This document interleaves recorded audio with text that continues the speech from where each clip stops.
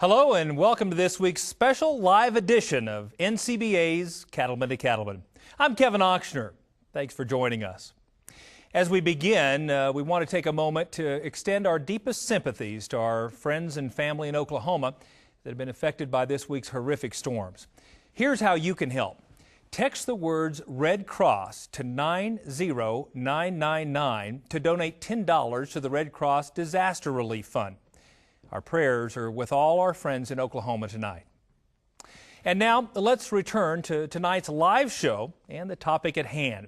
We're taking your phone calls, and here to answer them are the experts from New Holland Agriculture. Joining us in the studio are Abe Hughes. He's the Vice President of New Holland North America. Michael Kornman. Michael serves as the Manager of Dairy and Livestock Marketing. And Kurt Hoffman. He's the Baler Marketing Manager. Gentlemen, thanks for coming to the show. Thanks for having us. Thanks, Kevin. We're ready to take your calls. The number to call is 1-888-824-6688 or email your questions to C2C@beef.org. Well, let's get right to it. And Abe, I have a question to begin with you. Tell us just a little bit about the history and the heritage behind New Holland. Well, these are really exciting times for New Holland right now, but we have a rich history. We started in 1895 in New Holland, Pennsylvania, started by Abe Zimmerman. He got into frost-free engines, and then from there got into hay tools, and it's been history ever since. We have a legacy from Ford. You know, our blue color comes from Henry Ford's purchase of the company. Okay. And then, of course, we were the first to market the self-propelled combine from Leon Clays and developed the first rotary combine out of Grand Island in 1975. Wow. And then along the way, Fiat purchased the company. So we have a rich legacy of wonderful products, and we're a leader in hay tools. And an exciting future. We really appreciate the commitment you've made to NCBA and the partnership you formed just over the last year. Tell us a little bit about that partnership. Well, as I said before, we're really leaders in the area of hay tools and have all kinds of experts in the field, and we want to share this knowledge with as many cattlemen as possible. So we formed a partnership with the National Cattlemen's Beef Association so we can do as much education as possible. We've had a big commitment to the convention this past year in Tampa. We've also been with the cattlemen in Washington, lobbying our senators and congressmen, so we have a strong immigration bill, so we get a farm bill back for the agricultural community. And we're going to have a lot more sessions like this one at Cattleman to Cattleman. It's all about education and trying to make the best forage possible for their animals. Well, I'm anxious to get into some of that education just a little bit later as well. I've got a couple of questions, but first, sounds like we've got our first caller. Dan from South Dakota is calling in. Dan, go ahead. Yeah, hello. How are you tonight? Good, good. I have a small operation. I have a couple tractors, but I don't have any tractors with cabs, and I was looking to maybe upgrade to something that had a cab, and I was wondering what New Holland offered as far as the lines with cabs and what some of the options were with those. I saw some great tractors with cabs down at our convention this last year, and I was amazed at just not only how roomy they were, but the visibility in those tractors. Talk to us a little bit about that. Sure. New Holland's tractor offering is very broad, from starting with our T4 series, around 60 horsepower, on the way up to over 200 horsepower, have cabs available that really would encourage the caller to be able to check out his local New Holland dealer, to be able to take a look at those tractors firsthand, to be able to select a model that best fits his needs. Tell us a little bit about some of the creature comforts in your cabs. You know, a lot of the cabs and even the design of the New Holland tractors really take the operator into account, looking at the placement of the controls and also making sure that the cab provides excellent visibility to the tractor, whether they're working in close quarters or want to have that visibility for being able to see the machine operate in the field. Very good. You know, Kristen is on the line. I believe Kristen's calling from Iowa. Kristen, go ahead with your question. Hi there. Thanks for taking my call. Yeah. I have a question. What factors can influence your bale storage? Bale storage. You know, one thing, I guess, Kurt, about getting hay put up right, it's another thing about how do you store it in a way that you don't waste hay. Talk to us a little bit about bale storage. You bet, Kevin. One of the main things is keeping water from ingressing back into that bale. And the storage site certainly influences that. If possible, it's best to store them on like a gravel surface. And ideally, it'd be nice to store everything in a building. Net wrap also can help versus twine wrap. If you wrap with net, the bale's able to shed more of that water and prevent less of the water from wicking out of the ground. Very good. Some great haymaking tips. And John, I believe we've got you on from, did I hear Kansas maybe? Yes, I'm from eastern Kansas, and I've got a lot of hay fields that have a lot of rocks in them. Yeah. Thinking about buying a new mower conditioner. How are your mower conditioners protected from rock damage? You know, I saw a couple things in one of the episodes that we did just a couple of weeks ago. But Mike, you want to handle that? Sure. Our disc mower conditioners have the Momax cutter bar design, and what that Momax cutter bar has is a shock hub protection system. So if it comes in contact with a foreign object, like the caller is describing in the field there, it's going to limit the damage to a specific area rather than affecting the whole cutter bar for the machine. It's something that we've had in the marketplace for a number of years and really has proven itself to be a good design and a great benefit to the operators. Yeah, it just makes so much sense. I mean, those things are sometimes unavoidable issues, and just really reduces the downtime.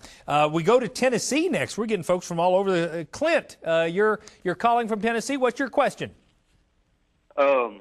I saw at the beginning of the show that y'all had a square baler, but it had the rounded edges like a round baler. And I was wondering if what gave y'all the idea to put the square baler, but making it look like a round baler?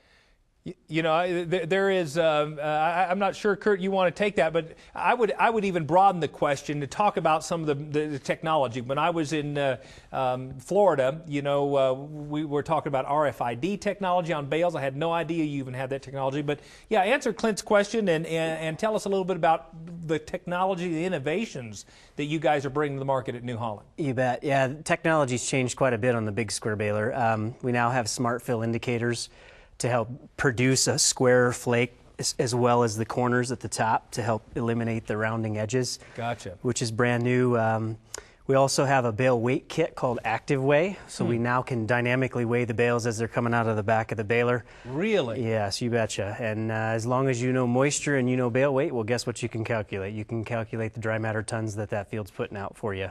On a real-time basis? You betcha. That's amazing. Just to add to that, there with the new large square balers, that rounded design that the caller was referencing stuff with the improved styling really helps with the visibility to the baler, especially if they're transporting down the road, to being able from a safety perspective and take a look at that. That's something that was factored in that new big baler series of large squares. I hadn't thought about that. Yeah, I might want to add that that's one of the features of New Holland is that we're very innovative. We like to design smart products. Even in our tractors, you'll see that we've got some very innovative lighting technology. We have those cat eyes and the design of the hood. It's really about visibility. And there's usually a reason for the designs that we've got. We like to take the extra step at New Holland in order to really get the right piece of equipment doing the right things for our farmers. Well, and it just seemed, based on the machinery that I spent some time with in Florida there at your display, it just seemed that there was a lot of those features that are just real intuitive features that if you grow up on a farm and you understand some of the challenges you face, you guys have kind of made some intuitive, kind of pragmatic improvements in the equipment that really are impressive. We like to say built New Holland smart. That's good. Yeah, I like that. Thad is calling from South Dakota. Thad, go ahead with your question. Good evening, guys. How are you? Good. Thanks for calling tonight. You bet, no problem. Say, I have a question. I've got a round baler that I currently use and wrap my bales with twine. I'm wondering. I've got some neighbors that use netting instead of the twine, and they tell me that it's faster to use the netting instead. Any feedback on that as to if that's better or why that's better? Kurt, it looks like you have some opinions about that, so tell us what those opinions are. Your neighbor's right, Thad. It takes on the average, about 30 to 33 seconds to wrap a bale with twine, depending on the number of wraps. And it would take about 10 seconds, roughly, in order to do it with net. So you're going to do a third more for sure with net wrap. Wow. As well as preserve more tons of hay once you've got it wrapped. So that was my question. I mean, what do you think the advantage is in terms of watershed and the ability to make better hay with net wrap? Yeah, you've got the speed basically, you know, on the day that you're making the hay. You've got better capabilities of shedding, you know, precip as well as water wicking out of the ground. We forget about water coming out of the ground, but that's as much responsible for some of the damage as well as as precip. That's good to know. Come to my home state of Colorado, and Al is calling. Al, go ahead with your question. Hi, Kevin. How are you? I'm great. I was at the NCBA trade show in Tampa. Yeah. And the New Holland presence there was fabulous. Yeah. Just really, really impressive, and just want to compliment the guys on that. But I also want to know what else we can expect from them in 2013, either in programs or machinery. Well, you created some excitement. I have to tell you, I don't think your outdoor display would have been quite as effective a couple of years ago when we had it in Denver with, negative 20-degree weather. But it was impressive. What can we expect from New Holland this next year? Well, there's much more to come. You've just seen the very beginning. That was our introduction. That was our launch. And it was you had to notice us in Tampa. But expect more education, as I said at the very beginning. We are going to be sponsoring in the fall more of these cattlemen and cattlemen sessions, featuring other aspects of growing good forage, right? And how to best use your equipment, prepare your equipment for the winter. Other things that you can expect is to support Cattlemen's College at the next convention in Nashville.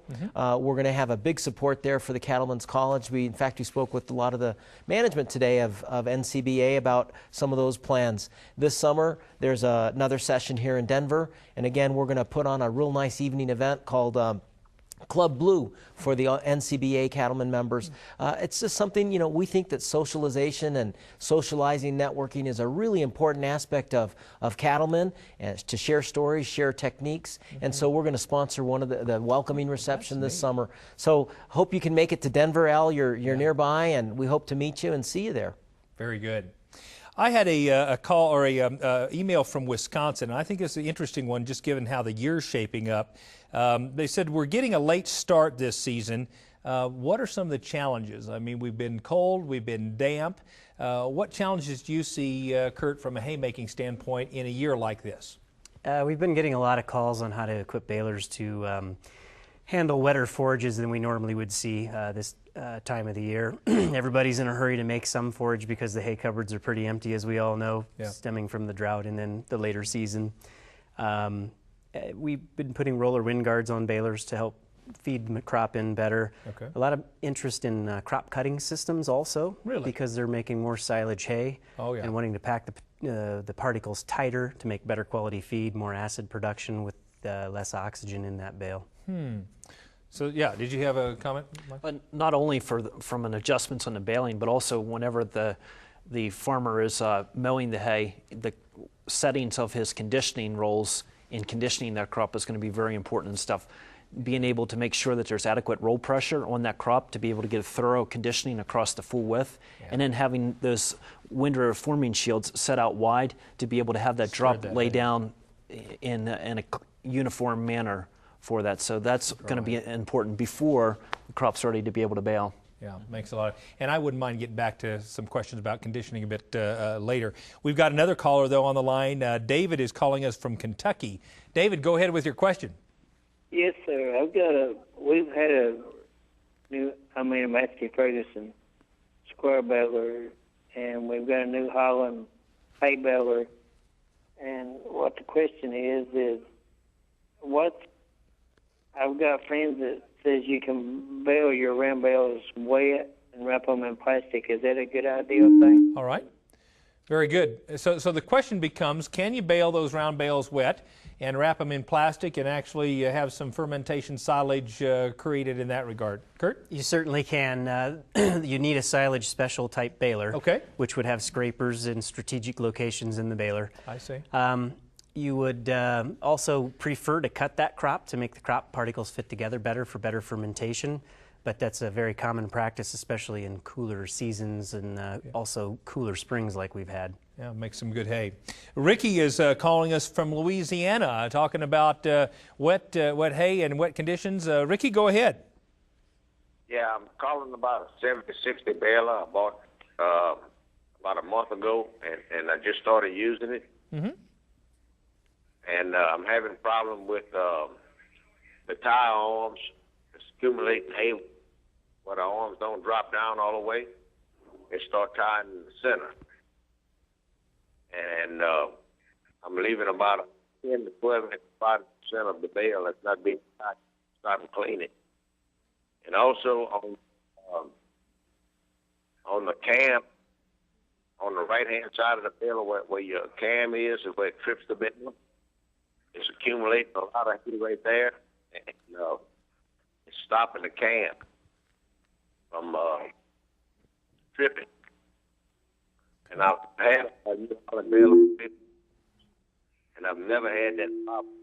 I wonder what we can do to solve that problem. You're wondering what you can do to solve that problem. Kurt, it's tough to do that diagnostically over the phone, but do you have some suggestions for Ricky?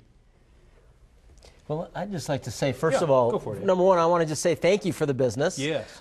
So thank you for purchasing our baler, and I think this is a great moment to talk about our dealer network and to, obviously you want to be working really tightly with your dealer at this point. Our dealers out there, we've got about over 1,000 of them throughout U.S., Canada. They're experts in hay, every single one of them. And so I'd encourage the caller to, get over and see them. We've got hay experts throughout, North America. They can go out there and give some personal advice. And it sounds to me it's like some fine tuning.